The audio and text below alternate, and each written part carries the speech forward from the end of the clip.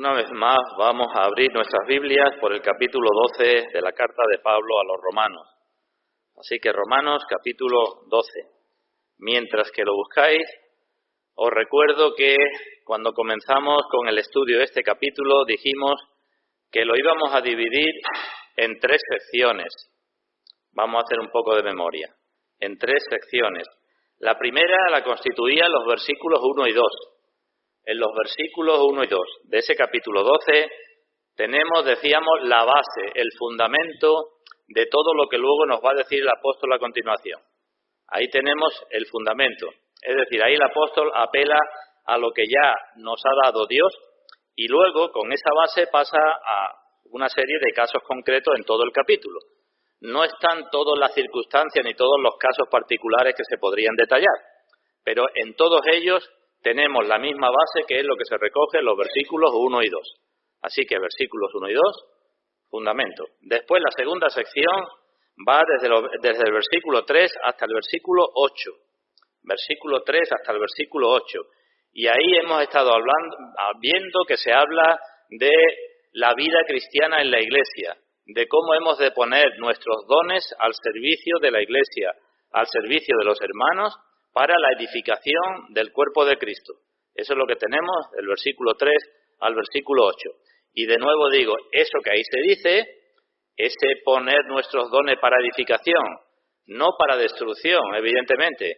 Se puede estar destruyendo tanto de forma pasiva, sin hacer nada, sin usar los dones en la Iglesia, como de forma activa, haciendo cosas que no se deben. Pero el apóstol nos dice que debemos usar los dones para edificación, ¿verdad? Y la base para hacer eso, el empeño en hacer eso, se encuentra de nuevo en los versículos 1 y 2, ¿vale? Así que siempre volvemos a los versículos 1 y 2. Y la tercera sección, que va desde el versículo 9 hasta el final del capítulo, aquí el apóstol nos va a hablar de nuestras relaciones mutuas como miembros de la Iglesia. Así que versículos 1 y 2 la base, versículo 3 al 8 los dones en la Iglesia, versículo del 9 en adelante nuestras relaciones en la Iglesia, porque se entiende que en el uso de los dones van a surgir problemas. Y tanto para resolver los problemas como para que no se den, la base de nuevo es la que tenemos en los versículos 1 y 2. ¿Comprendido ya el esquema del capítulo? Un fundamento para que actuemos de una forma y para que tengamos presente que cuando estemos actuando con nuestros dones van a surgir problemas de relaciones, porque siempre va a haber problemas de relaciones. Pero cuando eso surja, hemos de volver otra vez a la base, que son los versículos 1 y 2. Y si no lo recordáis, vamos a leerlo un momento. ¿Qué se nos dice allí? Romanos 12, 1, 2. Así que, hermanos, os ruego por las misericordias de Dios que presentéis vuestros cuerpos en sacrificio vivo, santo, agradable a Dios, que es vuestro culto racional. No os conforméis a este siglo, sino transformaos por medio de la renovación de vuestro entendimiento, para que comprobéis cuál sea la buena voluntad de Dios, agradable y perfecta. Así que esa es la base. Tenemos que presentar nuestro cuerpo en sacrificio vivo, santo, y no tenemos que conformarnos al modo de pensar y de actuar del mundo. Y eso se aplica cuando ejercemos los dones, y eso se aplica, debe de aplicarse cuando estamos relacionándonos unos con otros. ¿Comprendido? Pues bien, ya hemos considerado las 2 primeras secciones, hasta el versículo 8, así que tenemos que comenzar con la que empieza en el versículo 9. Repito que en el uso de nuestros dones, en el cumplimiento de los mandamientos de Dios, en las relaciones como hermanos, surgirán problemas. Y la base la tenemos ahí. Tenemos que ofrecernos a Dios en sacrificio vivo y santo para resolver o que no se den esos problemas. Y todavía, si queréis, nos podemos remontar más atrás, porque el versículo primero comienza con las palabras así que. Y os recuerdo, en su día lo decíamos, ¿por qué comienza el apóstol así? Digo, la base es el versículo 1 y 2, pero el versículo 1 y 2 a su vez comienza con un así que, o con un por tanto. Y decíamos, ¿a qué está haciendo referencia el apóstol? Y decíamos, a toda la doctrina que nos ha mostrado antes. Es decir, tenemos una base en el capítulo, pero la base fundamental es toda la doctrina, es decir, todo lo que Dios ha hecho en nosotros para nuestra salvación. Desde el capítulo 1 de Romanos hasta el capítulo 11 el apóstol ha estado hablando de eso, de nuestra corrupción, de la obra de Cristo, de cómo somos justificados. Y llega al capítulo 12 y dice, por tanto, por todo lo que decís que creéis, debéis presentar vuestros cuerpos en sacrificio vivo, santo, agradable a Dios. Y haciendo esto, pues entonces usad vuestros dones, y haciendo esto, cumplid estos mandamientos entre vosotros mismos. Así que, aunque hay una base en los versículos 1 y 2, el fundamento esencial es, o son, las grandes doctrinas que decimos que creemos. ¿Vale? Y ahora, a partir del versículo 9, el apóstol da una serie de mandamientos, que ahora los leeremos. Y da una serie de mandamientos que a todos nos cuesta cumplir. A todos. Lo leo, vamos, no lo voy a leer, pero lo voy mirando por encima. A todos nos cuesta amar sin fingimiento. A todos nos cuesta honrar y preferir a los demás. A todos nos cuesta no ser en alguna ocasión perezosos. A todos nos cuesta servir al Señor. A todos nos cuesta estar gozosos en la esperanza. Y así podía seguir. A todos nos cuesta ser constantes en la oración. A todos nos cuesta compartir para las necesidades de los santos. A todos nos cuesta practicar la hospitalidad. En mayor o menor medida, esto que estoy diciendo a todos nos cuesta. A todos nos cuesta bendecir a los que nos persiguen, hacer el bien a los que nos maldicen. A todos nos cuesta asociarnos más con los humildes que no con los altos. A todos nos cuesta no saber tanto, no ser sabios en nuestra propia opinión. A todos nos cuesta no pagar mal por mal. Esos son los mandamientos que tenemos a continuación. Y digo, como son difíciles, pues no es que no hayamos de cumplirlo, sino que hemos de cumplirlo mirando la base que tenemos. Es decir, cumplir estos mandamientos porque se os pide también en vuestras relaciones entre vosotros, se nos pide que presentemos nuestros cuerpos en sacrificio vivo, santo, agradable a Dios, y que dejemos de pensar como pensábamos antes o como piensa el mundo. ¿Entendido? Eso es lo que tenemos en la tercera sección a partir del versículo 9. Entraremos en algunos detalles, pero no en todos, porque además aquí no tenemos todos los mandamientos. Os lo digo de otra manera. Si somos creyentes, lo que el apóstol, lo que el Señor nos dice es que pensemos en más de una ocasión lo que somos. ¿Eres creyente? Pues piensa lo que significa ser creyente. Y piensa cómo has llegado a ser creyente. Y piensa para qué Dios te ha llamado y te ha dado la fe para que seas creyente. Ten presente eso, lo que eres y el propósito de Dios para que tú seas así. Y entonces, teniendo eso presente, nos costará menos trabajo de cumplir estos mandamientos.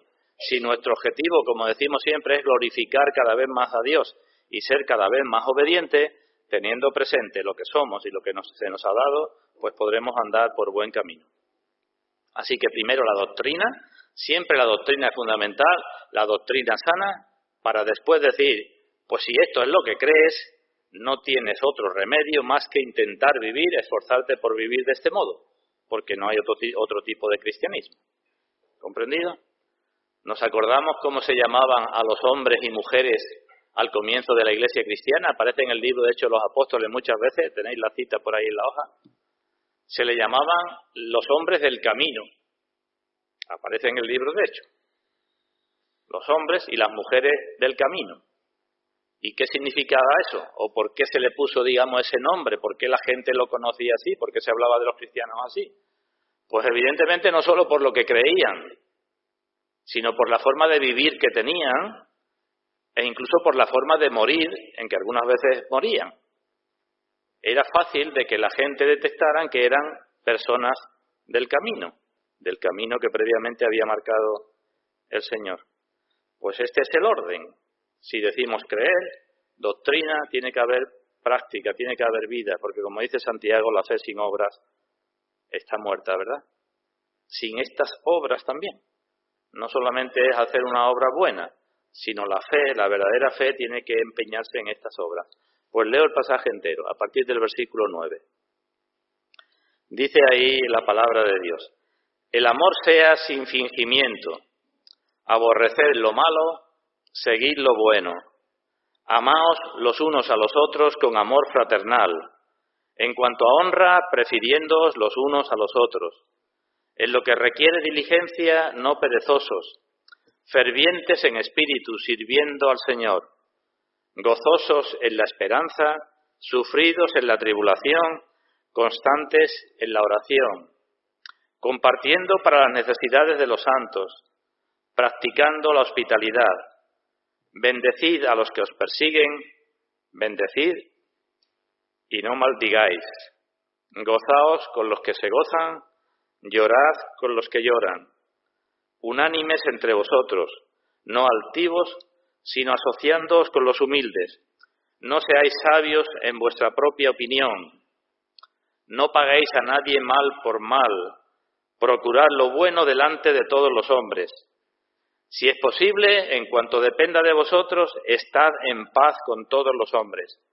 No os venguéis vosotros mismos, amados míos, sino dejad lugar a la ira de Dios, porque escrito está: mía es la venganza, yo pagaré, dice el Señor. Así que si tu enemigo tuviere hambre, dale de comer, si tuviere sed, dale de beber, pues haciendo esto, ascuas de fuego amontonará sobre su cabeza. No seas vencido de lo malo, sino vence con el bien el mal. Digo, ahí tenemos muchos mandamientos, no están todos evidentemente, pero hay muchos que son importantes.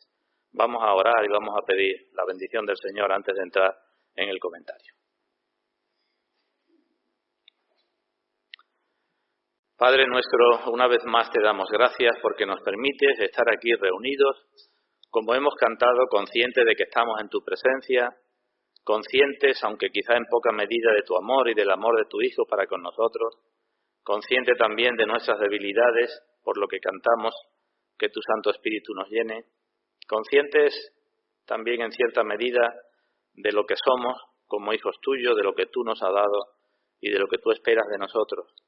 Y gracias te damos por todo ello. Pero venimos ante ti, Padre, porque cuando nos enfrentamos una vez más a tu palabra, todos reconocemos en mayor o menor medida que nos quedamos cortos. Y si estos son tus mandamientos, te pedimos perdón por cuantas veces no los guardamos. Y pedimos, Padre, tu gracia, mucho más de tu gracia, y que tu Santo Espíritu nos llene, para que cada vez podamos también con el cumplimiento de estos mandamientos glorificarte cada vez más. Y cada vez más en tu iglesia, en nuestras relaciones de unos para con otros. En el nombre de nuestro Señor Jesucristo. Amén. Bueno, pues hago una introducción y después comenzaré a explicar algo del versículo 9. Si hemos estado atentos, parece que el apóstol aquí está dando una serie de mandamientos que no tienen nada que ver uno con otro, ¿verdad? Dice una frase, viene un punto y coma, un punto, otra cosa, otra cosa, otra cosa. Y muchos comentaristas dicen que en realidad eso es lo que está haciendo el apóstol, dando una serie de mandamientos de alguna forma tal como le iban viniendo a la cabeza, podemos decir, ¿no? Ahora se me ocurre esto, escribo esto, a continuación se me ocurre lo otro y escribo lo otro. Cosas que no tienen nada que ver unas con otras. Pero yo pienso que eso no es así, porque ya estamos acostumbrados, creo que desde hace mucho tiempo, a la mente del apóstol Pablo, y hemos visto en muchísimas ocasiones que el apóstol es una persona muy lógica, tiene una mente, digamos, matemática, que va razonando y va desarrollando una cosa tras otra, y va obteniendo sus consecuencias y sus conclusiones. A veces es cierto que hace un paréntesis, va con un tema principal, hace un paréntesis para alabar a Dios o para cualquier otra cosa, y después retoma otra vez el tema principal que sigue desarrollando. Así que creo que aquí también hay un orden, aunque quizás no sea tan claro, pero creo que también hay un orden. Y el orden yo lo entiendo de la manera siguiente. Me parece que, en primer lugar, en el versículo 9, tenemos los dos principios fundamentales. Así como he dicho que el versículo 1 y el versículo 2 son la base para todo, en el versículo 9 tenemos los dos principios fundamentales donde se asienta todo lo que viene a continuación. O dicho de otra manera, a partir del versículo 10 y hasta el final del capítulo, el apóstol lo que va a hacer es desarrollar o explicar lo que dice en el versículo 9. Y en el versículo 9 tenemos de forma muy resumida lo que es fundamental en la vida del cristiano. Vemos el versículo 9, por una parte algo que tiene que ver con el amor y por otra parte algo que tiene que ver con nuestro rechazo hacia lo malo. Eso tenemos en el versículo 9, ¿verdad? Y digo que eso es el fundamento de todos los demás mandamientos que vienen a continuación. En realidad ese es el fundamento de toda nuestra vida como cristiano. Amar y aborrecer lo malo. Bueno, pues si lo consideramos así, después, a partir del versículo 10, digo, el apóstol desarrolla esto. ¿Y cómo lo hace? Pienso que de la manera siguiente. En el versículo 10 y 11, lo que nos habla es del amor entre nosotros. Del amor en la Iglesia.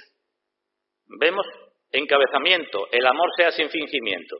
Y ahora, entre vosotros, ¿cómo? Amaos con amor fraternal, en cuanto a honra prefiriendo, en lo que se requiere diligencia ferviente, todo eso tiene que ver con nuestro amor.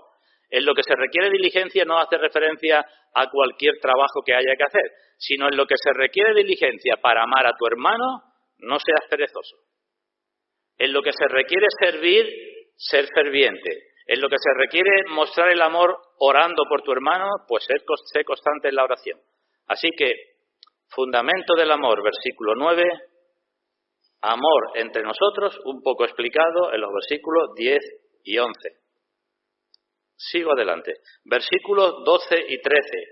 De la misma forma, lo que se está hablando aquí es también del amor, pero ahora teniendo en cuenta cómo reaccionamos en distintas circunstancias. No es que se olvide el amor, pero digo, principio fundamental, el amor, 2 versículos primero, el amor entre nosotros, 2 versículos siguientes, nuestra reacción frente a las circunstancias que se nos pueden dar.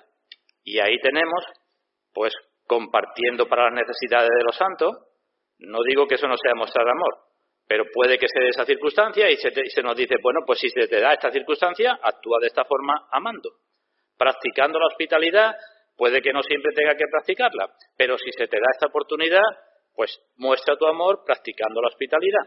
Así que, primeros 2 versículos, nuestro amor directamente entre nosotros, segundo 2 versículos, 12 y 13, nuestra reacción en las distintas circunstancias. Así que, primero, trata con lo que hacemos, con nuestras acciones, y después con nuestras reacciones. ¿Me seguís? El amor se muestra haciendo y el amor se muestra pues en el modo en que reaccionamos en determinadas circunstancias. La otra parte, a partir del versículo 14 hasta el 16, sigue hablando del amor, pero aquí se nos habla más del amor, de cómo reaccionamos frente a las personas. Primero haciendo, después en las circunstancias, después nuestra reacción frente a las personas, que también tiene que ser en amor. Versículo 14, bendecid a los que os persiguen, bendecid, no maldigáis, gozaos con los que se gozan, llorad con los que lloran, unánimes entre vosotros, etcétera, etcétera. ¿Vemos? Versículo 19, primera parte, la base del amor, y después esa base del amor desarrollada en 3 aspectos. Versículo 10 y 11, lo que hacemos. Versículos 12 y 13, cómo reaccionamos frente a las circunstancias. Versículos 14 al 16, cómo reaccionamos frente a las personas y sus necesidades. Y ahora, a partir del versículo 17, tenemos el desarrollo de la segunda parte del versículo 9, porque hemos dicho que el versículo 9 es la base, ¿verdad? Y que esa base se compone de 2 patas, de 2 partes. Una el amor y otra el aborrecimiento de lo malo. Pues a partir del versículo 17 tenemos ese desarrollo hasta el versículo 21. Y comienza el versículo 17. No paguéis a nadie mal por mal. Antes nos ha dicho aborrecer lo malo, seguir lo bueno, y ahora empieza a explicarlo, a desarrollarlo. No os venguéis vosotros mismos. Si es posible, están en paz con todos. Si tu enemigo tiene hambre, dale de comer, etcétera, etcétera. Y concluye con el versículo 21, digamos que sería la conclusión de toda esta parte. No seas vencido de lo malo, sino vence con el bien el mal. ¿Tenemos ya la idea de conjunto? Una base, versículo 9, un desarrollo de la primera parte hasta el 16, un desarrollo de la segunda parte hasta el 17. Así que volveremos al versículo 9 una y otra vez, cada vez que no se nos olvide de lo que nos está diciendo. Y a su vez tendremos que volver al versículo 1 y 2, porque hemos dicho que es el fundamento de todo. Y a su vez quizás tengamos que volver a pensar más de una vez lo que somos y para qué somos cristianos, la doctrina que decimos creer. En realidad, lo que tenemos aquí, aunque no de forma muy explícita, es lo mismo que lo que tenemos en los 10 mandamientos. ¿Cuál es el resumen de los 10 mandamientos? Lo sabemos de memoria, ¿verdad? Amarás al Señor tu Dios con todo tu corazón, tu fuerza, tu alma, tu mente y al prójimo como a ti mismo. ¿Qué es lo que tenemos aquí? Alguien puede decir, bueno, aquí no aparece el amor a Dios. Y digo que no aparece, versículo 9, el amor sea sin fingimiento. ¿Pone ahí alguna limitación el apóstol? No pone ninguna, ¿no? ¿El amor hacia quién? Pues el amor hacia Dios sin fingimiento y el amor hacia las personas sin fingimiento. Eso es lo que tenemos ahí, digo. Lo mismo que en el Sermón del Monte, lo mismo que el Señor dijo en una y otra ocasión. Así que si alguien alguna vez os dice o os topáis con alguna lectura, que hay muchas personas, no pocas, que dicen que la teología de Pablo era distinta a la del Señor Jesucristo, pues aquí tenemos un argumento para decir que no es tan distinta, que son iguales. Algunos dicen, hay comentaristas que dicen, es que una cosa es la teología complicada de Pablo y otra cosa es el sencillo evangelio del Señor Jesucristo. Y yo me quedo con el sencillo evangelio del Señor Jesucristo, no quiero saber nada de la teología de Pablo.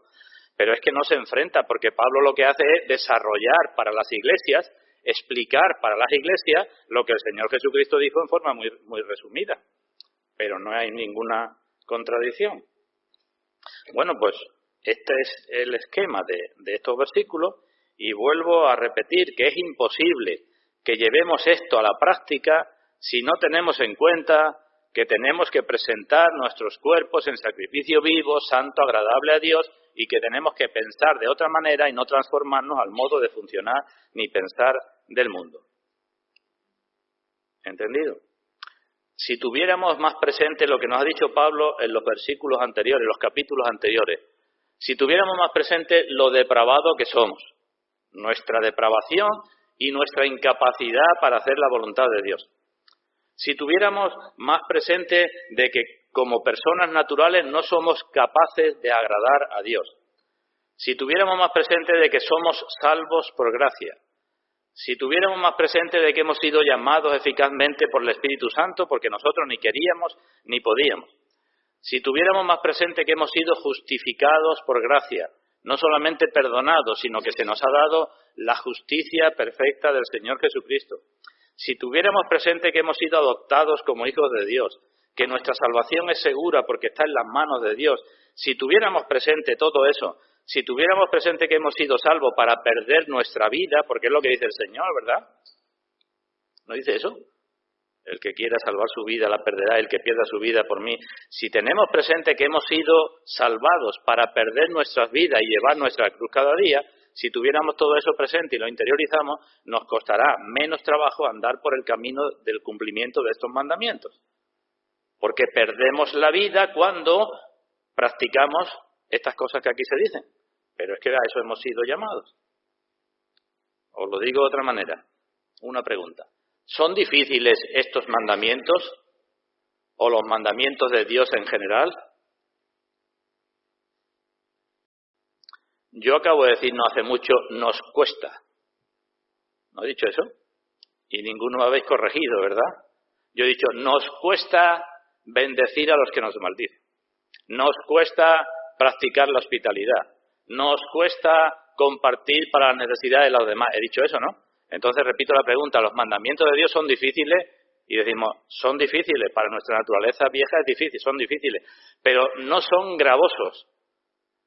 Para los cristianos los mandamientos no son gravosos, no podemos decir qué fastidio es esto. Podemos decir qué poca fuerza tengo para esto. Y puedo arrepentirme y puedo pedir gracia a Dios, pero no decir que el mandamiento es un fastidio. Porque hemos sido llamados, he recordado, los 10 mandamientos a amar a Dios. Pero es que Dios nos dice que mostremos nuestro amor a Él amando al prójimo. Y eso es lo que tenemos aquí, ¿verdad?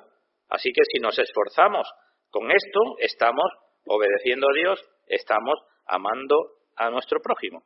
Evidentemente no basta con nuestro esfuerzo. Hay algunas personas que dicen, si todos hiciéramos lo que dice el Sermón del Monte, la sociedad sería estupenda.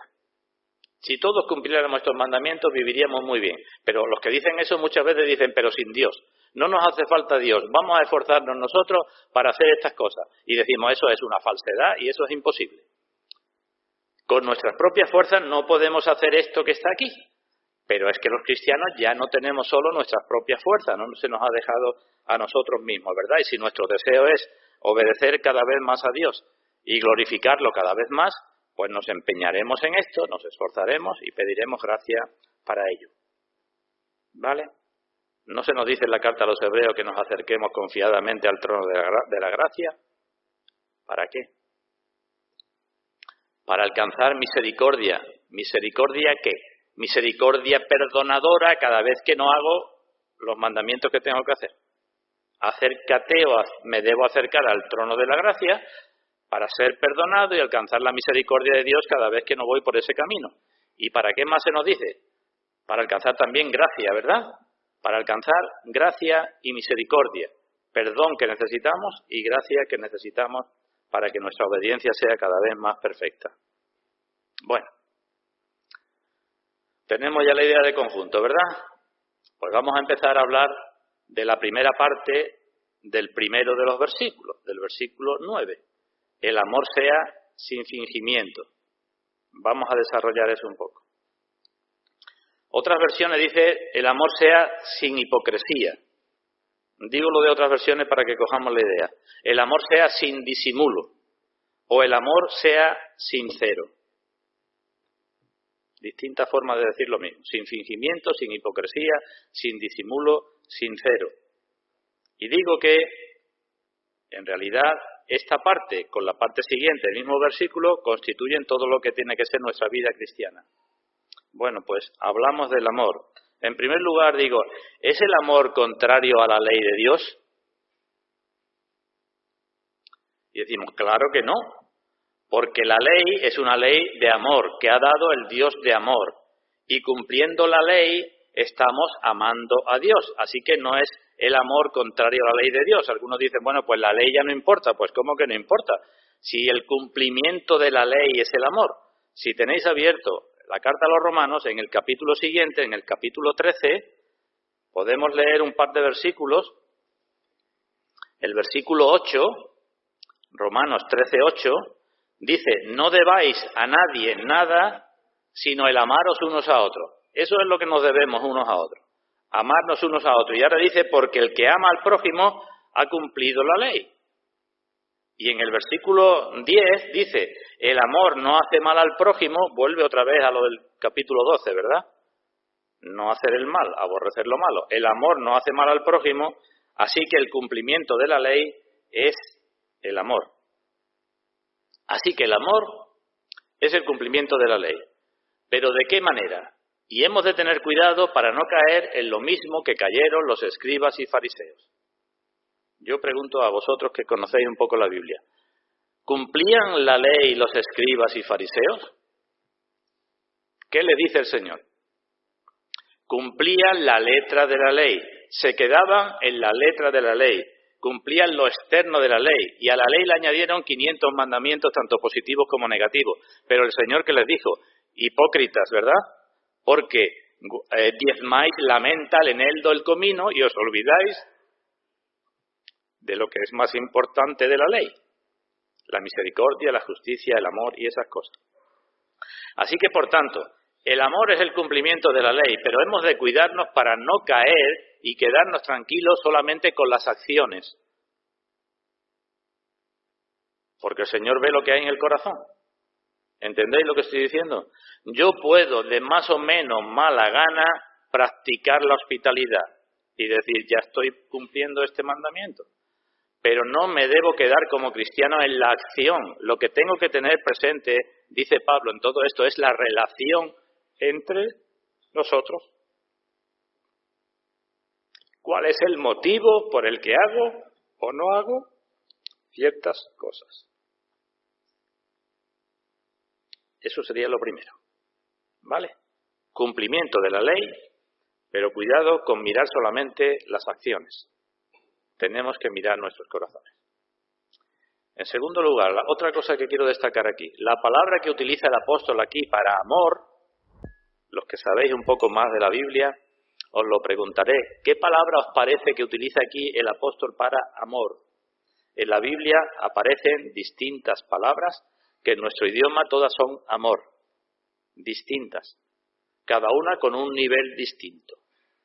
¿Qué palabra utiliza aquí el apóstol para hablar de que el amor sea sin fingimiento? Pues si no la sabéis en griego, os digo, utiliza la misma palabra que tenemos en Juan 3:16, cuando se nos dice, de tal manera amó Dios al mundo, Dios nos amó de tal manera, pues la misma palabra utiliza aquí Pablo, y es la palabra ágape. Es el nivel más alto de amor, el que se nos dice que tenemos que practicar. No se dice cualquier clase de amor.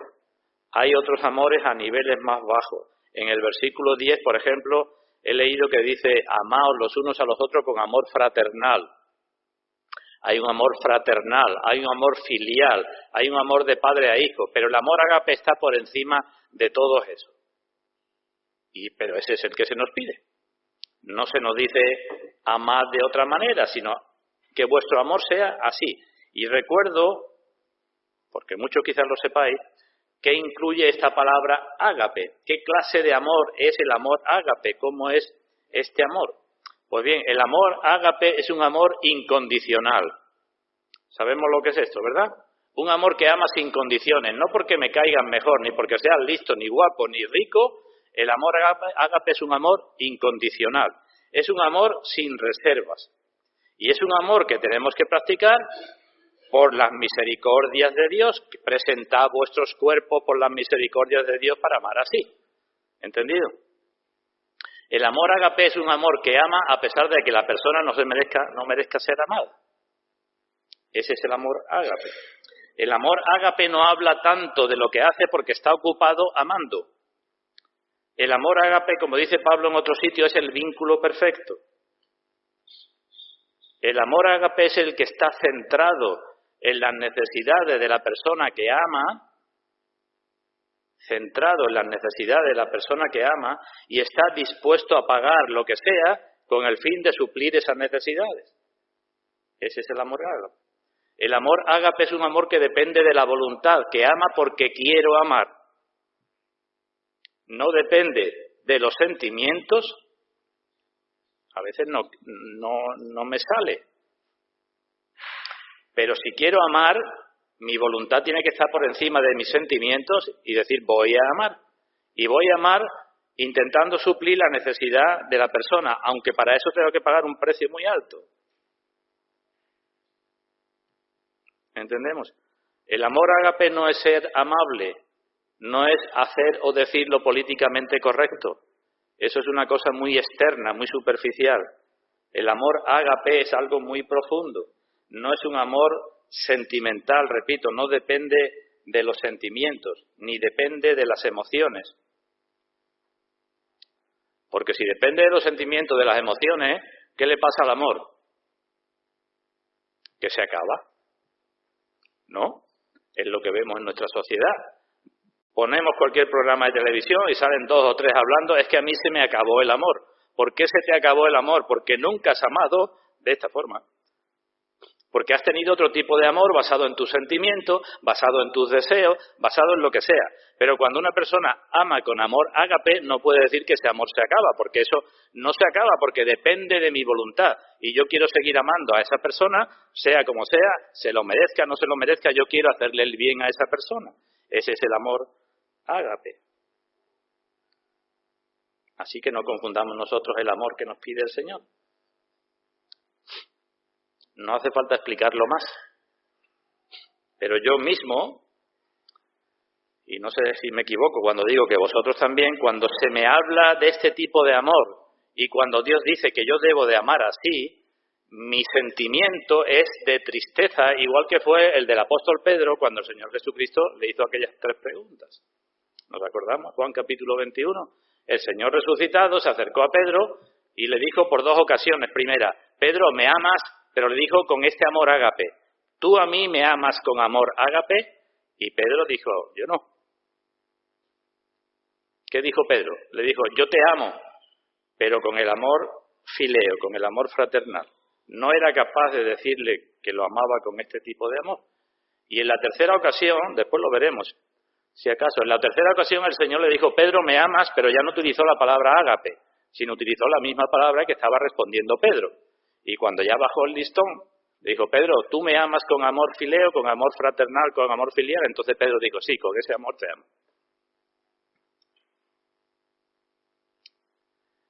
Así que digo, ante el tipo de amor que el Señor nos pide, pues todo cristiano creo que debe entristecerse. Porque ninguna persona puede amar a Dios, ni al prójimo, ni tampoco los cristianos, como Dios dice. Lo repito. Nadie puede amar a Dios, ni puede amar al prójimo, ni a sus hermanos, como Dios pide, como Dios dice. Y eso para el cristiano es tanto su pecado como su tristeza. Que no pensemos que como no llegamos, entonces no es pecado, es nuestro pecado y tiene que ser nuestra tristeza. Pero no podemos conformarnos con un nivel bajo de amor y tenemos que acudir al Señor una y otra vez pidiendo perdón y pidiendo gracia para que Dios sea cada vez más glorificado con nuestra forma de amar. ¿Entendido entonces? El amor a Dios, hermanos, no se muestra solo viniendo al culto y orando y cantando. El amor a Dios se manifiesta cumpliendo sus mandamientos, y sus mandamientos es que amemos al prójimo como a nosotros mismos con ese tipo de amor. Así que por ahí tenemos que esforzarnos por andar por ahí. Hay muchos pasajes que hablan de este asunto. El mismo Señor dijo, el que tiene mis mandamientos y los guarda, ese es el que me ama. El que conoce el mandamiento y lo cumple, ese es el que me ama. Y el que me ama, dice en otro sitio, mi palabra guardará. Los apóstoles en las cartas también hablan de esto. El apóstol Juan dice, el que dice yo le conozco y no guarda sus mandamientos, y este es un mandamiento, el de amar, el que dice yo le conozco y no guarda sus mandamientos, el tal es mentiroso y la verdad no está en él. El que dice que permanece en él debe andar como él anduvo. Así que ese es el tipo de amor, no es una obediencia mecánica, no es una obediencia que hagamos a la fuerza, no es cumplir la letra de la ley, sino es decir, con el salmista verdaderamente, y eso es algo que podemos examinarnos todos, decimos con el salmista, oh, cuánto amo yo tu ley. ¿Somos capaces de decir eso? Esta ley que me condena, esta ley que me muestra lo que soy, digo como cristiano, pues a pesar de eso, cuánto amo esta ley. Eso muestra nuestro cristianismo.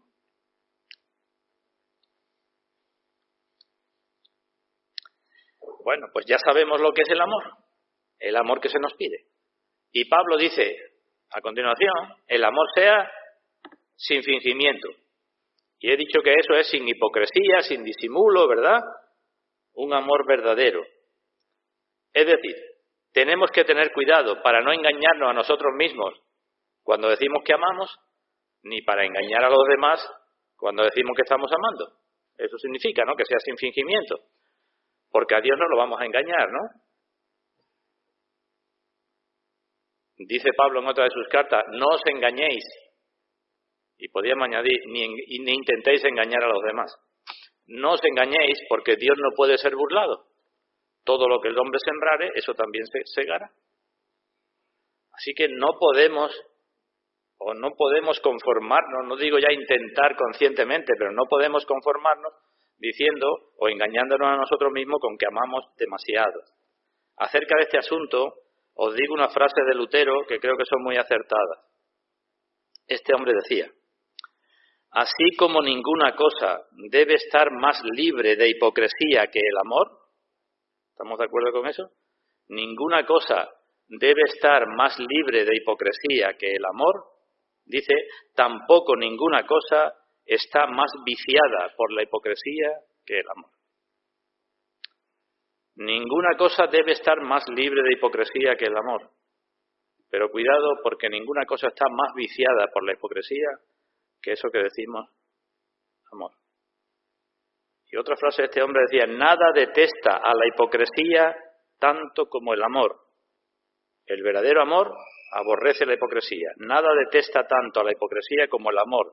pero nada padece de tanta hipocresía como el amor.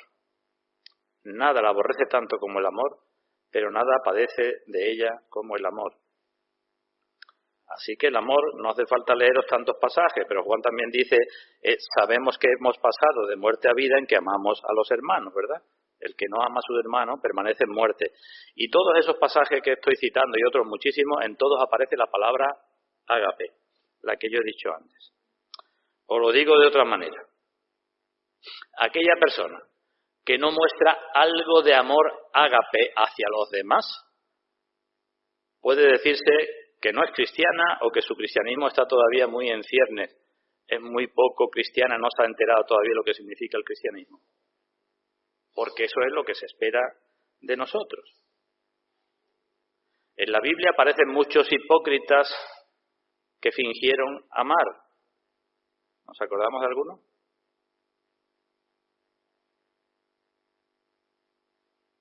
Por lo menos del más grande de todos. ¿Cuál fue el más grande? Judas, ¿verdad?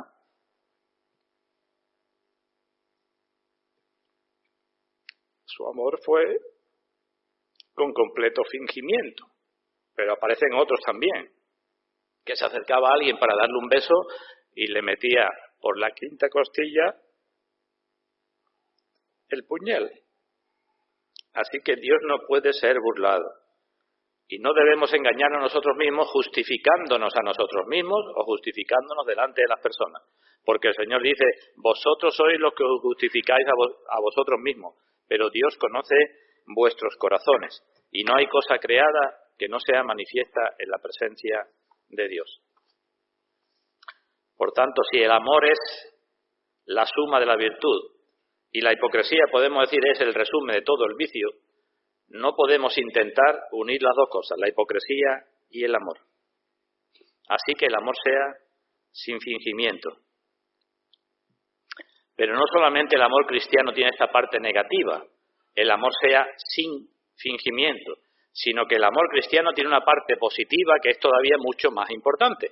Y si nos fuéramos, por ejemplo, al Sermón del Monte, a Mateo capítulo 5, pues allí el Señor dice, si tu enemigo tiene hambre, hazle esto. Si alguien te golpea en una mejilla, ponle la otra. Si te obliga a llevar una milla, anda ves con él dos, ¿verdad? Si te quita la túnica, dale también la capa. Esa es la parte positiva del amor, no solamente sin fingimiento, sino la parte positiva. Y os leo algunos pasajes para no buscarlos, porque nos alargaríamos demasiado, pero lo que dicen cada uno de los escritores del Nuevo Testamento. Juan dice, el amor no debe ser de palabra ni de lengua, sino de hecho y en verdad. El amor ágape, no solamente cuánto te quiero, qué bonito, sino de hecho y en verdad. Santiago dice, el amor tiene que ser sin acepción de personas. Aquí Pablo nos ha dicho que nos asociemos con los humildes, ¿verdad? Pedro dice, el amor tiene que ser entrañable de corazón puro. Y dice también que el amor cubrirá multitud de pecados. El verdadero amor no divulga los pecados, sino que cubre multitud de pecados. El Señor dijo, en esto conocerán todos que sois mis discípulos, si tuvierais amor los unos para con los otros. Y el apóstol Pablo nos dice que examinemos si nuestro amor es o no sincero. Salomón escribió en el libro de Proverbios, el hombre que tiene amigos ha de mostrarse amigo. Y yo digo, también podríamos decir, el hombre o la mujer que tiene hermanos ha de mostrarse hermano. Eso es, ¿no? Juan nos dice que somos conocidos por el amor porque hemos conocido el amor de Dios. Y escribe, en esto hemos conocido el amor, en que Él puso su vida por nosotros. También nosotros debemos poner nuestras vidas por los hermanos. El que no ama no ha conocido a Dios, es lo que he dicho antes. El que no muestra un poco de amor ágape, de este amor incondicional, dice la palabra, no ha conocido a Dios. Y después sigue diciendo, en esto consiste el amor, no en que nosotros hayamos amado a Dios, sino en que Él amó a nosotros, nos amó a nosotros y envió a su Hijo. Así que características positivas del amor. ¿Dónde nos vamos para ver esas características positivas? Podríamos irnos a 1 Corintios 13, ¿verdad? Y analizar todo lo que se dice allí del amor, que es sufrido, que es paciente, que no guarda rencor. Podríamos ver todas las características positivas del amor. Incluso hay libros de 1 Corintios 13. Si alguno está interesado, se le puede dejar. Pero puesto que estamos aquí en Romanos, vamos a ver brevemente las características del amor que se nos muestran aquí. ¿Vale? Así que volvemos a Romanos capítulo 12, versículo 9. Y seguimos ahí adelante. En el versículo 9, la base, el amor sea sin fingimiento. Pues bien, ¿qué características debe tener este amor? Versículo 10. Dice que el amor tiene que ser fraternal, que el amor tiene que ser afectuoso, ¿verdad? ¿Y esto qué significa? Significa que tenemos que tener una disposición, una inclinación a amar a los hermanos, con palabras y con hechos. Lo voy a ir diciendo muy rápidamente, otro día nos detendremos más. Una característica del amor, repito, es el amor afectuoso. Tenemos que estar dispuestos a amar de palabra y con hechos. Versículo 10. ¿Qué más cosas dice ahí del amor? Habla de la honra. El amor tiene que ser respetuoso, porque dice que en cuanto a honra, que prefiramos los unos a los otros. ¿Esto qué quiere decir? El amor respetuoso, que no tenemos que contender por la supremacía, por la superioridad, que no tenemos que intentar salirnos con la mía. Eso significa que tengo que dar la preeminencia al otro, que honrar a los demás, estar dispuesto a ceder. Eso está ahí. Eso es una característica del amor. Que cuando empiece una discusión, si no hay arreglo, pues que me calle. Y no decir yo es lo que yo digo. Eso es dar honra al otro, ¿verdad? Preferir al otro. Amor respetuoso. Seguimos adelante, versículo 11. ¿Qué es lo que tenemos? Que el amor, decía antes, tiene que ser diligente. No se habla aquí de la diligencia cuando yo estoy en mi trabajo, sino diligente para amar. Que no ponga excusas para amar. La diligencia significa que estoy pronto a hacerlo, ¿verdad? Que estoy dispuesto a hacerlo. Pues eso, el amor tiene que ser diligente, sin poner excusa. Si tuviéramos presente que cada vez que servimos a alguien estamos sirviendo al Señor, ¿no dice la Biblia eso? Que no servimos a los hombres, ni incluso a los hermanos, sino que servimos al Señor, entonces nuestro amor podría ser un poco más diligente, porque estamos sirviendo al Señor. Me salto el versículo 12 y voy al 13. ¿Qué tenemos ahí? Otra característica del amor, que tiene que ser, dice, compartiendo para las necesidades de los santos. Tiene que ser un amor liberal, tiene que ser un amor generoso. ¿Esto qué significa? En otra de sus cartas Pablo lo dice.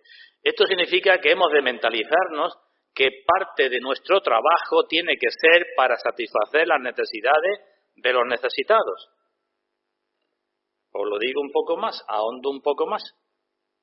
Esto significa que tengo que abstenerme de cosas que son mías, de cosas que son lícitas para mí, abstenerme de esas cosas con el fin de poder ayudar a otros.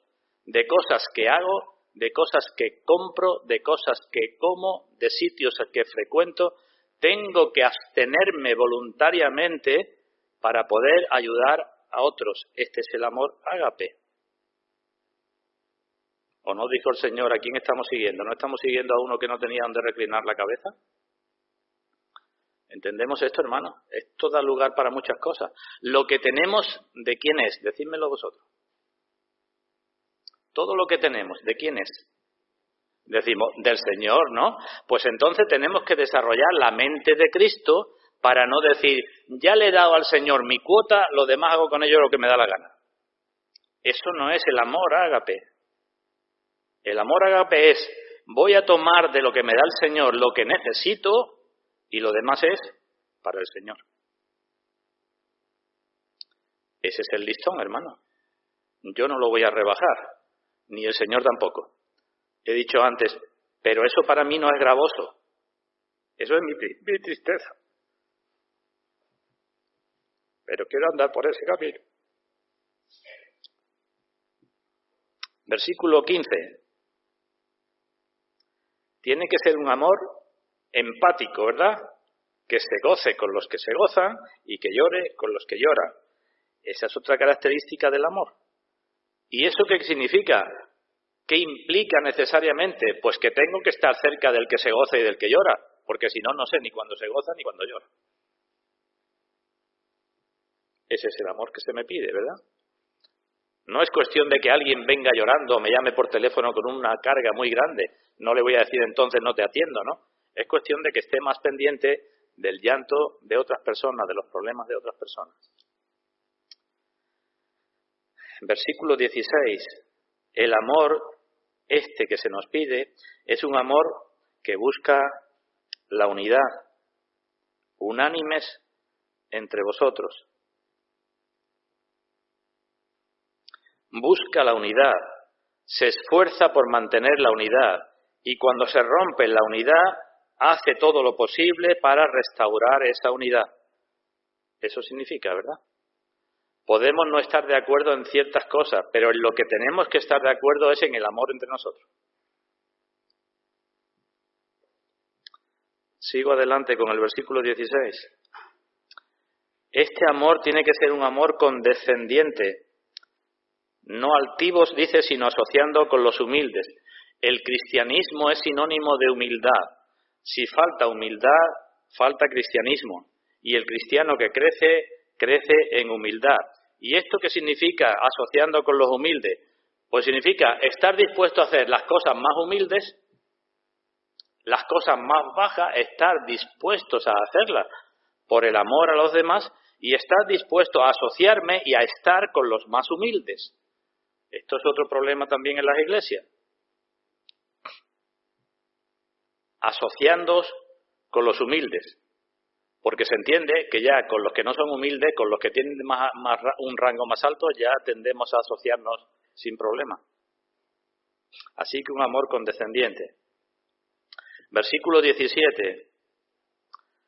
Evidentemente un amor que nunca hace daño, que nunca quiere hacer daño, aunque lo haga a veces, pero no busca hacer daño ni de palabra, ni de obra, ni por comisión, ni por omisión. No paguéis a nadie mal por mal, procurad lo bueno delante de todos. Versículo 18. Es un amor comprometido.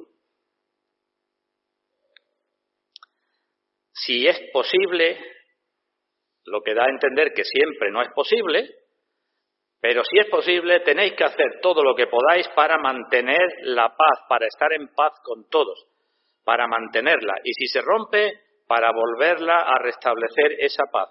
No siempre es posible, porque si el límite es, si para que la paz sea posible tengo que ofender a Dios o tengo que ofender a mi propia conciencia, entonces no es posible. Yo puedo decir mantengo la paz desobedeciendo a Dios, ¿no? Y eso no es posible. Pero si es posible, ese tipo de amor es el que nos pide, un amor comprometido. Y después, me lo he saltado, un amor que hay que mostrarlo hasta con los enemigos. Versículo 14, bendecid a los que os persiguen, es amor de palabra hacia los enemigos, pero después, versículo 20, amor de hecho hacia los enemigos. El amor ágape es un amor de palabra hacia los enemigos y de hecho hacia los enemigos. De palabra hacia los enemigos es, cuida, dice el Señor, de hablar mal de ellos. Habla lo que puedas del bien de ellos.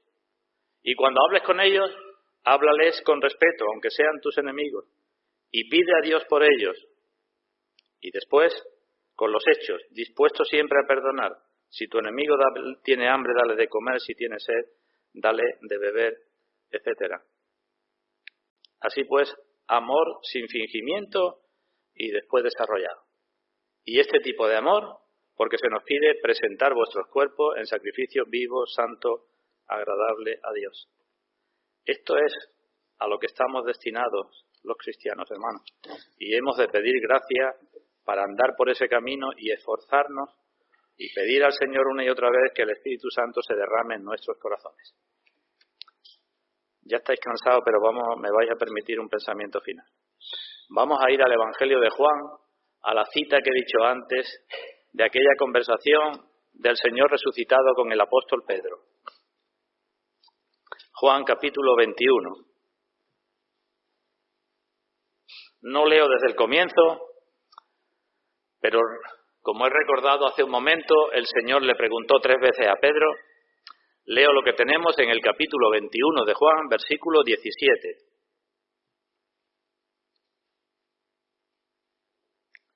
Juan capítulo 21, versículo 17. Le dijo la tercera vez, por tercera vez el Señor se dirigió a Pedro: Simón, hijo de Jonás, ¿me amas? Y aquí, repito, el Señor no utilizó la palabra ágape, sino la palabra fileo, que es con la que estaba contestando Pedro en las preguntas anteriores. Así que, como no podía responder con yo te amo, con amor ágape, el Señor pregunta, bueno, voy a bajar el listón, ¿me amas con este tipo de amor? ¿Y qué tenemos? Pedro se entristeció de que le dijese la tercera vez, ¿me amas? Y le respondió, Señor, tú lo sabes todo, tú sabes que te amo. En este versículo todas las palabras, ninguna son ágape, ninguna. Ni cuando el Señor pregunta, ni cuando Pedro responde, ni cuando Pedro le dice, tú sabes que te amo. Y el Señor ya le dijo, bueno, pues apacienta mis ovejas. Pregunta que os hago. El Señor baja el listón, ¿verdad? ¿Nos pide a nosotros más que a Pedro? El Señor a Pedro le bajó el listón. Le dijo, Pedro, ¿tú practicas el amor ágape hacia mí? Y Pedro decía que no. Pero es que a nosotros, en esto que hemos leído de Pablo y en todo el Nuevo Testamento, he dicho antes que en todas las citas donde aparece que amemos, se nos habla del amor ágape. Entonces, ¿rebajó la exigencia el Señor a Pedro y nos pone a nosotros un nivel más alto? ¿O en qué quedamos? Y decimos no. Lo que tenemos que tener en cuenta es la situación de Pedro aquí y la nuestra. Pedro aquí todavía no había recibido el Espíritu Santo, ¿nos acordamos? Lo recibió en Pentecostés. Los cristianos tenemos al Espíritu Santo.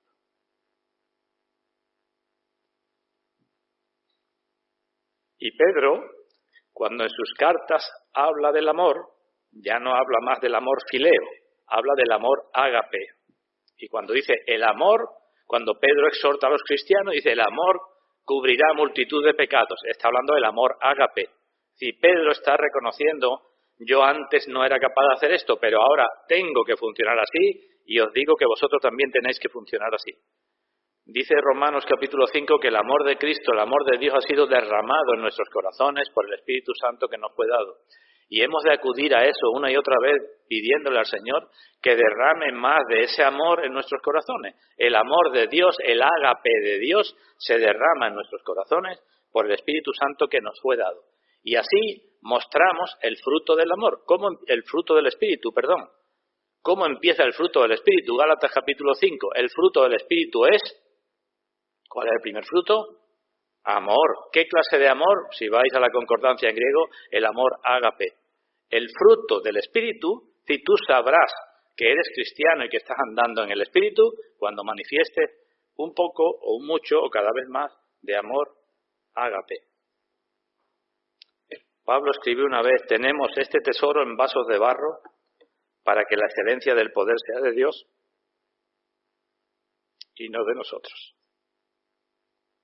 El tesoro lo tenemos en vaso de barro.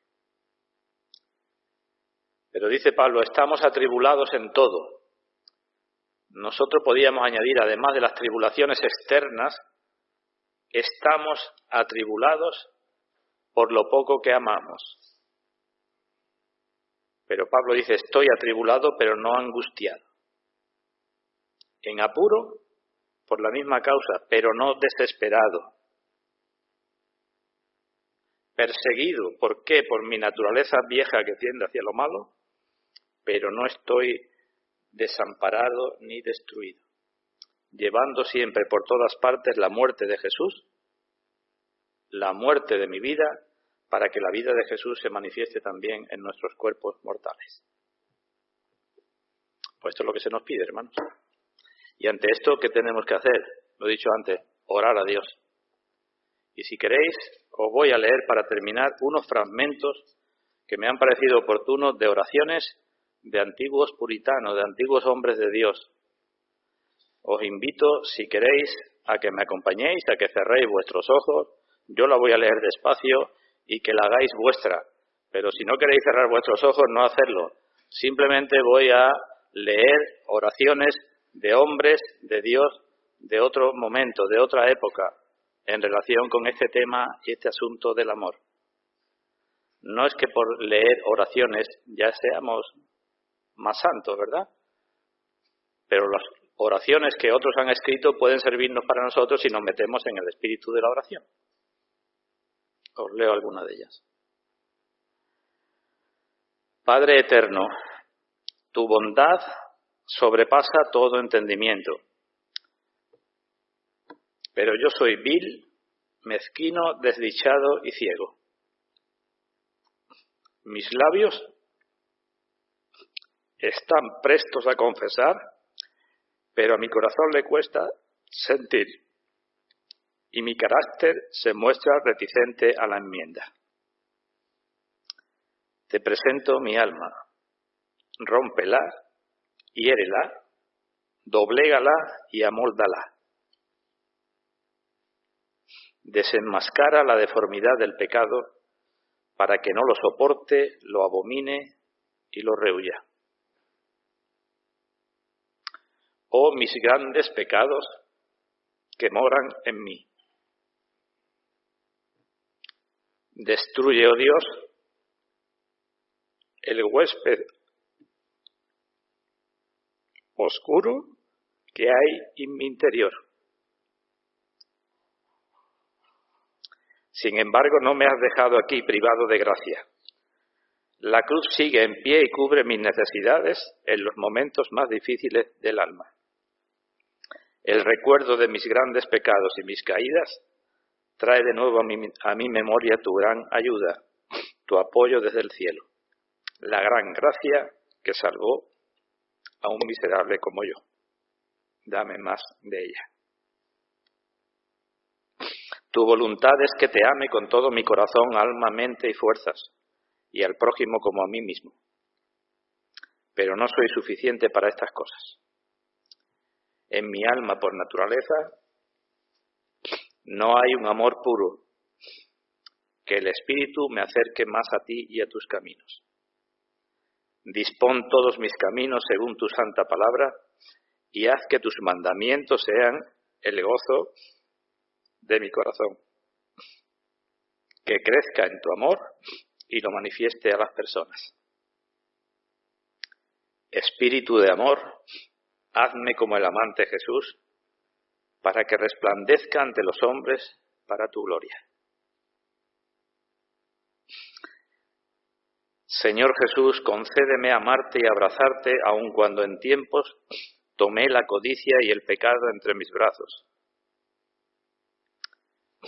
Oh Dios, que jamás sea una mancha o un desperdicio de la vida, jamás sea motivo de insulto para el camino de la verdad, que sirva a otros por amor y haga el bien a mi prójimo para su edificación, que presente el camino de Jesús con mi carácter, así como con mi lengua, con mi vida, así como con mis labios.